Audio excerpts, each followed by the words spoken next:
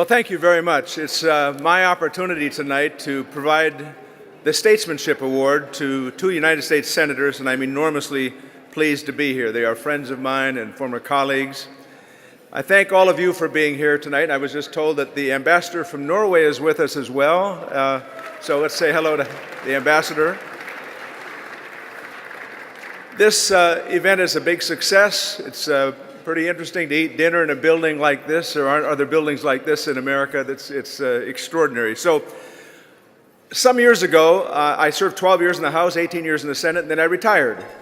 And I was getting off an airplane in Bismarck, North Dakota, and a sweet little lady just grabbed my shoulder very lightly and said, "Senator Dorgan, I am so sorry that you expired." And I kind of knew what she meant. But as I thought about that, I thought there is really no expiration date for a former member of Congress. We continue to serve in so many different ways and love our country and are available to do what we can to advance the best interests of our country. Now, finally, I would say to you, John Adams used to write back to Abigail when he was in Europe, and he would ask the question plaintively, who will be the leaders for this new country of ours?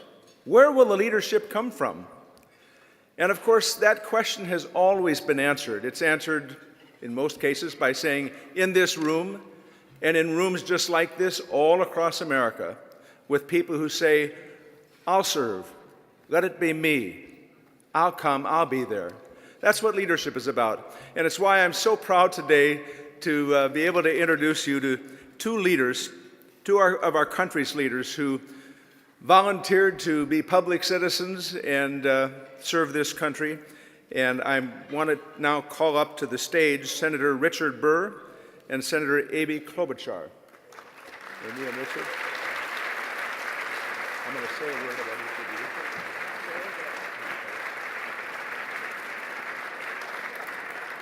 you. Now, let me, and I'll do it briefly, but I want to say that I served with both of them in the United States Senate. I know something firsthand about their virtues and their accomplishments. They worked together in the Senate to secure fair elections and to safeguard the integrity of our voting systems and to stop hostile powers from interfering in our elections. That's very important work. So let me ask you about, or let me tell you, I guess. I could ask, but I'll tell you about Richard Burr. Quiet, sturdy, willing to stand up in a strong political wind and stand straight. I know his last 2 years could not have been easy, but we are lucky he's there. He makes a lot more progress than he makes noise. That's unusual for a senator. He puts country over party politics, and he works to find common ground. And one more point. Have you ever seen his car? It is unbelievable and nearly undrivable. That's a different story. And now let me say, Senator Amy Klobuchar. I know that you're aiming a little higher these days, but before you go, let us tell you how much we value your work in the United States Senate. You work to keep our country safe, to keep our elections fair, and to restore confidence in the promise of our country. We're lucky that you decided public service is your calling. Now, it is the case that bipartisanship is rare, but not extinct. And these two wonderful senators demonstrate that every day. Senator Amy Klobuchar and Senator Richard Burr. And I'm now going to present them with the Statesmanship Award from the former members of Congress.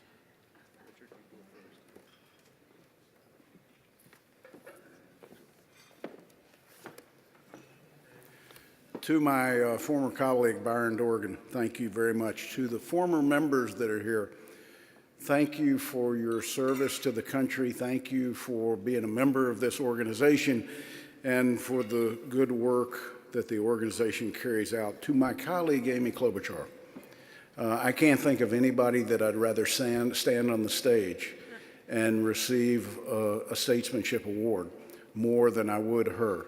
She has a history of her time in the Senate, reaching across the aisle, finding individuals that share the common interest in the issues that she's working, and finds a way to bring finality to that as it goes across the goal line and finds its way to a president's desk. If you ask, am I frustrated with the United States Senate today? The answer is yes. But I would remind those of you in the audience that are former senators, the institution works exactly like it was designed to. The 60-vote threshold of the United States Senate tells all of us, when one party doesn't control 60 votes, that bipartisanship is the only way to accomplish a legislative victory. So I hope you don't find it odd that Amy and I would be ones that reached across an aisle and found a partner and built a coalition that reached a 60-vote threshold, because we're here for outcomes, we're not here for the process.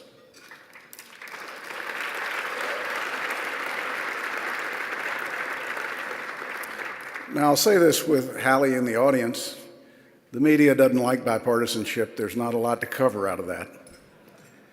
The fights that we have, or that that they think we have, are sexier. And yeah, when Byron, before we got there, they used to get together and have a little liquor and play a little poker. There were a lot of things that were settled. If that's what it takes, I'm willing to drink and play poker again. I'm not sure that Amy will be able to run for president after we have that evening, but there also was a commitment that you didn't talk about what you did. And in the age of social media, that's all changed, and I've learned it up close and personal as it relates to being the chair of the Senate Intelligence Committee. And it was, in fact, the Senate Intelligence Committee that sort of broke open, as it relates to the Russian interference in the 2016 election, that they used our own protections, the First Amendment, against us, that they used social media platforms to drive societal wedges. They didn't create the issues. They took the issues that existed in society, which you've always had, and they drove wedges, and they magnified both sides of it.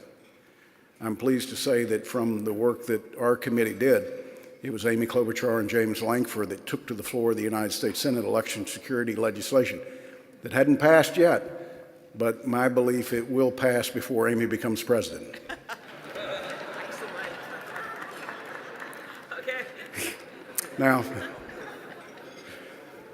I'm going to share something with the former members that are here tonight, and this is something that you absolutely do not know. But the freshman members of the House and the United States Senate have no clue as to who you are. And it really won't be until they've delved into the legislative process and they've looked at the legislation that they're passionate about and that they want to change, that they're going to understand the fingerprints of a Byron Dorgan or Vic Fazio or Mike Ferguson, House or Senate. Because it's those of you that were here that set the stage for what those of us who still serve have to work from. It's your good work that gives us the opportunity to work from that and build on it. And I never will forget, as a junior member 25 years ago now of the Energy and Commerce Committee, that John Dingell, a Democrat, took me under his wing very early on. And John looked at me and he said this, "Richard, spend more time learning than you do speaking." And he said, "You'll stay here as long as you want to." Well, the end of my life in Washington is known. It's not too far out because I've announced that. But I cherish what John Dingell told me because my time here has been more fruitful because of what John Dingell taught me as a guy who understood the institution and built off of what his father did for what he worked on. And it's on your shoulders, those of you that are former members, that many of us receive awards like Amy and I are receiving today. And we achieve legislative accomplishments, not because of something we created, but because of the work that you put into this process. So I've had the greatest achievement in life, and that's to serve for over 25 years the great state of North Carolina. But I've also done it with the realization that it has nothing to do with me. It has everything to do with the men and women that live in North Carolina. And that I'm required when I leave and I become a member of this organization, that not just the next senator that serves from North Carolina, but the people who speak to their children and their grandchildren will say, this is here, this land is protected because the United States Senate and the Congress of the United States and the President believed that permanent land and water conservation fund was important.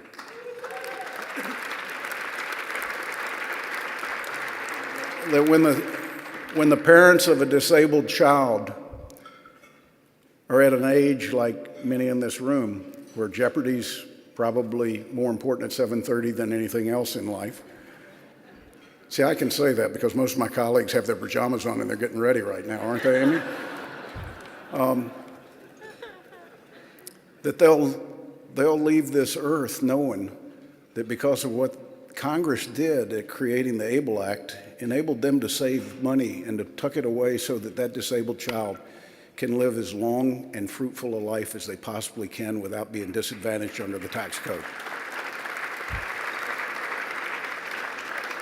I don't tell you these things because I did them. I tell you because the Congress did them.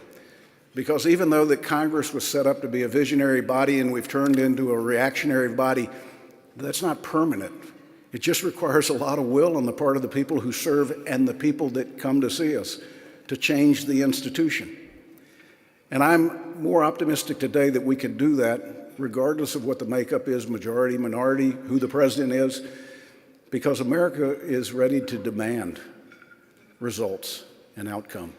So I leave you tonight with the words of Bush 41, the old guy. God bless his soul. When he stood on the west steps of the United States Capitol, he looked at America and he said this: we're not the sum of our possessions. They're not the measure of our lives. In our hearts, we know what matters. We cannot hope only to leave our children a bigger car or a bigger bank account. We must hope to give them a sense of what it means to be a loyal friend, a loving parent, a citizen who leaves his home, his neighborhood, and his town better than he found it. I think Amy and I both believe that leaving our country better than we found it is our goal as representatives, and I know it is for the former members that are here. God bless you. Thank you for this recognition.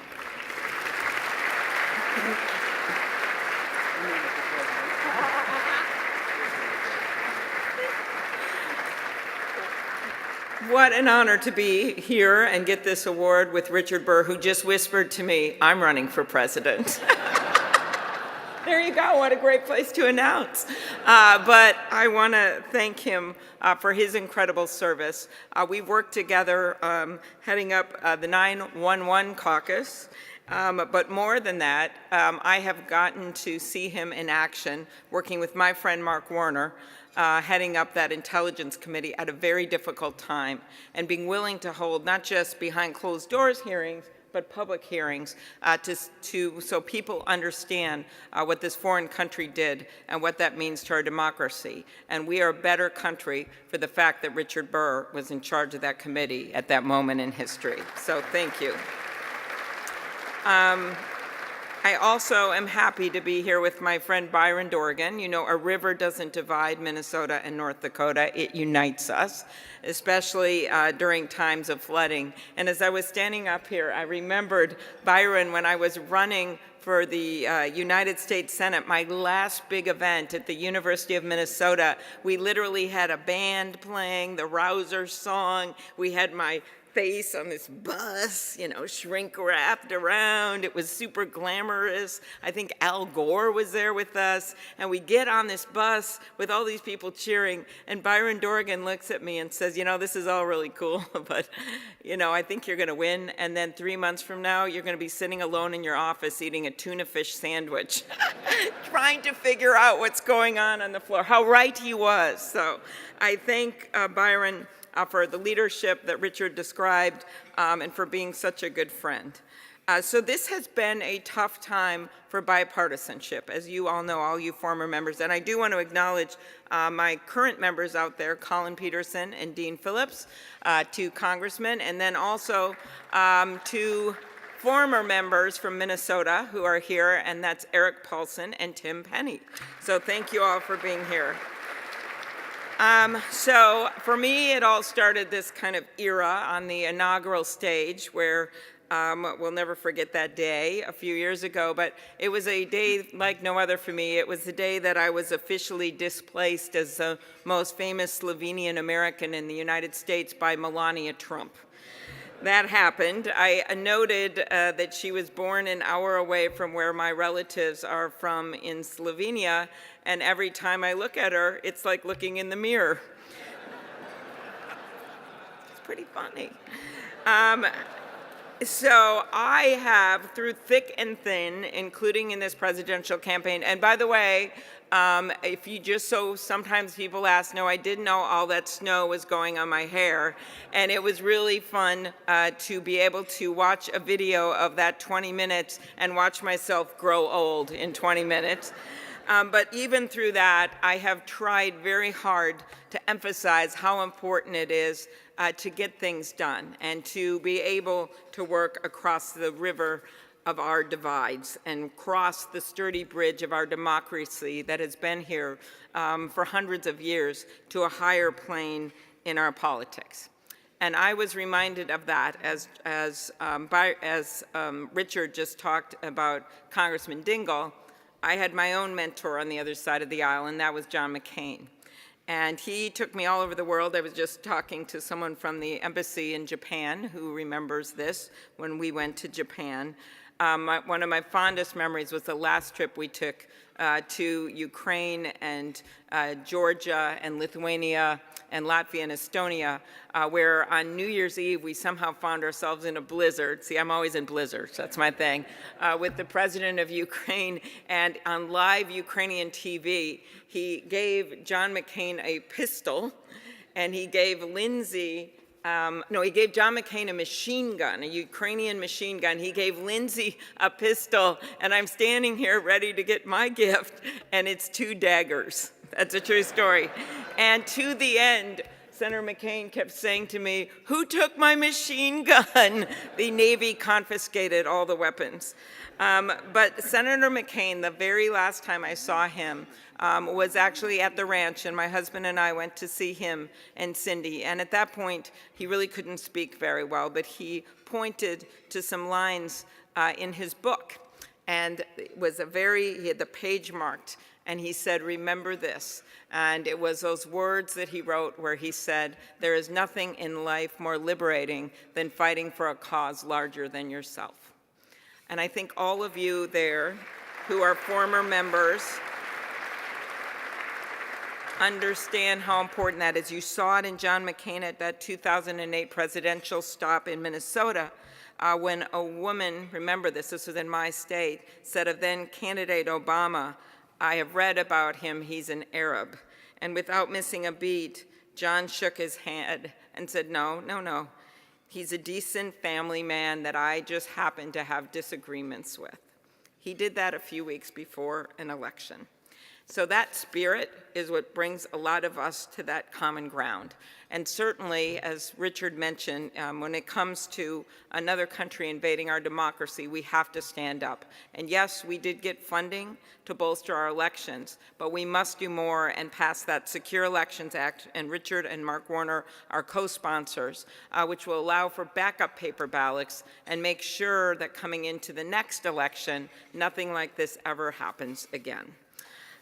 So I would conclude with one last Minnesota story, because the 2 things I want to leave you with in accepting this award is, first of all, that importance of not just standing in the opposite corners of the boxing ring, but understanding that courage is not doing that, but courage in Washington right now is whether or not you're willing to stand next to someone that you don't always agree with for the betterment of this country. That's the first thing. And the second thing is for those of you who leave public service or go on to a different kind of public service, that you keep having that light of public service and passing it on to others. I know so many former members that have done that, and it is just such an important thing.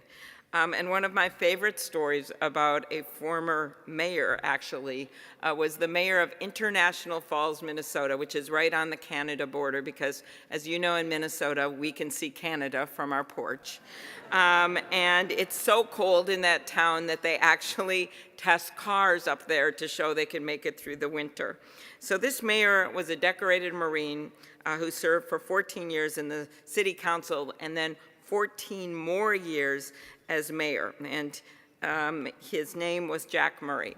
And after he retired, he was quite old, but he kept wanting to give back. And so he literally every morning into his late 80s would go to the fire station, hang out with the firefighters, get a cup of coffee, put on an orange vest, and go and make sure the trash was off the road on the main street, with a sign that said, "I love International Falls" on his sleeve.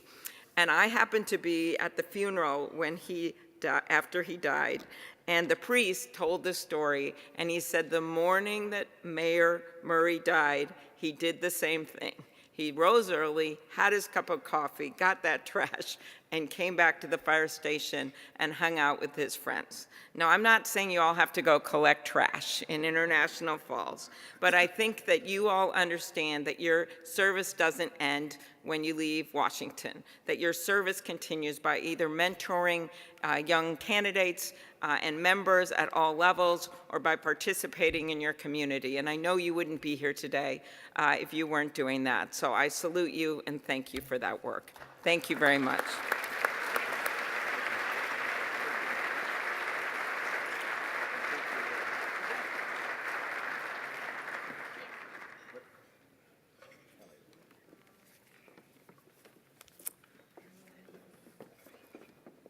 I want to thank both of them very, very much. If listening to Richard and Amy doesn't make you feel much better about America, you've had way too much wine. They are extraordinary, and God bless them for the work they do. Next, it's my opportunity to introduce to you Hallie Jackson, White House correspondent for NBC News. I just said to her, she's all NBC all the time. It's MSNBC, the Today Show. We could go on, but please join me in welcoming for this evening's host for a discussion that's going to be held with our House honorees and our corporate honorees. Please join me in welcoming NBC News' Hallie Jackson.